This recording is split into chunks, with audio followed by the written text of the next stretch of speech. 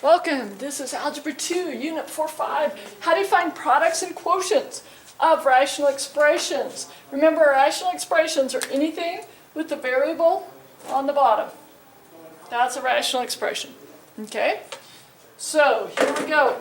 We've got 5x over x squared times x. Wow, that should be minus, I would guess. I would have to go back and look at my notes. -2. Yeah, we'll go with a minus x. Okay, so here's what you do. If you were to be multiplying fractions, you just multiply straight. But with such large factors and things, it's easiest to factor them down first. So number one, factor first and reduce. Factor each item. Okay, so this one we're going to play the x game. Now we'll know if it's a plus or a minus. -2, and that's a -1. So what are my factors if I'm multiplying to get -2? And I can subtract, because these will be opposite signs. Go to the three-term factor, and if you're getting confused on these x games. Okay, so multiplies to be 2, subtracts to be 1. -1, so it would be a -2 and a +1. Okay, I do have it backwards, I think. I think it should be that way. Sorry, I'm trying to remember what the problem was. So this way it would be a +2 and a -1. Because 2 times -1 is -2. 2 minus 1 is 1 there. Okay? 5x, those are factors already. They're broken down. This one, we could pull a 3 out, and we would have x minus 1. This one, pull an x out, we would have x plus 3. And here, oh, I didn't write these. It would be x plus 2 and x minus 1. Okay? So we've now simplified these. We should rewrite it so that we have our factors in the fractions. I don't have room out here, so I'm going to write it down below. It would be 5 times x times 3 times x minus 1 over, I'll put that single x in the front, commutative property, we can move them around, x plus 2, x minus 1, and x plus 3. Now let's make sure we got everything in our simplified form there. We've got the 5 in there. We've got the x in there. We've got the 3 in there. We've got the x minus 1 in there. Whoops, I don't want to mark them down there and there. And that's all of those. This was factored into this. We've got x plus 2 down there. We've got x minus 1. This was factored into this. We've got the x. We've got the x plus 3. So we've got it all in our simplified version.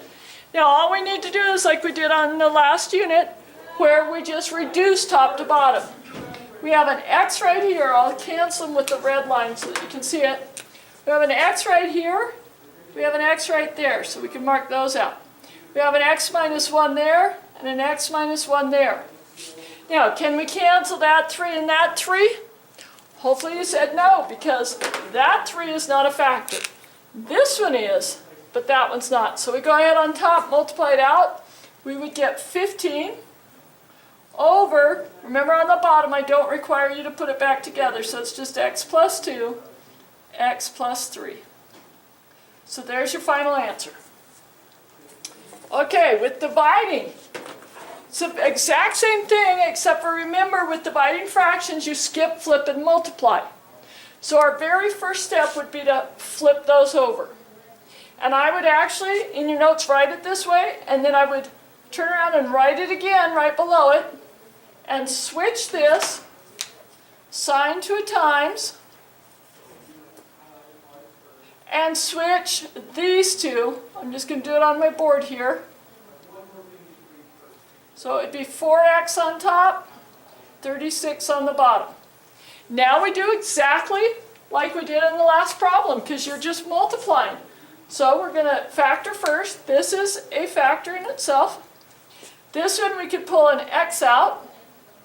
So I'm kind of squeezed here, but I'm still going to do it. X times x minus 4, two-term factoring. This one, play the x game. What multiplies be negative 24? That means it's a minus and a plus. That means we're subtracting to get 2. 6 times 4. The one that's farthest from 0 will match that sign, so 6 would be there, 4 would be there. So we know that we have x minus 4 times x plus 6. We can wipe all this out now. Here, that's a difference of 2 squares. I hope you're saying that's a conjugate. Would be x minus 6 and x plus 6.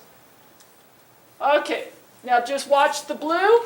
We're going to cancel top to bottom, anything that's the same. Here we have an x minus 6. We don't have x minus 6 here, but we do there. That's still on the bottom. Can cancel anywhere that it's top to bottom. We have an x minus 4 here and an x minus 4 way over there on top. Cancel that, cancel that. We have an x left on top. We have x plus 6 and x plus 6. So it's time to write your final answer. There's no more factors to cancel.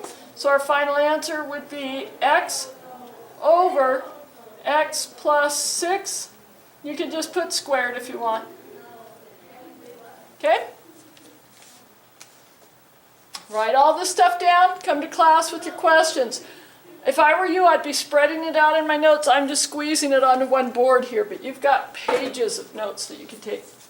Okay, remember the last unit we did the fuel efficiency of a car, and you came out where you were driving 35 miles total. You were driving 25 in the highway and 10 in the city. You came out with this answer. Well, now we want to get the average fuel efficiency for each mile. So remember, we drove 25 miles on the highway, 10 in the city. Add those together.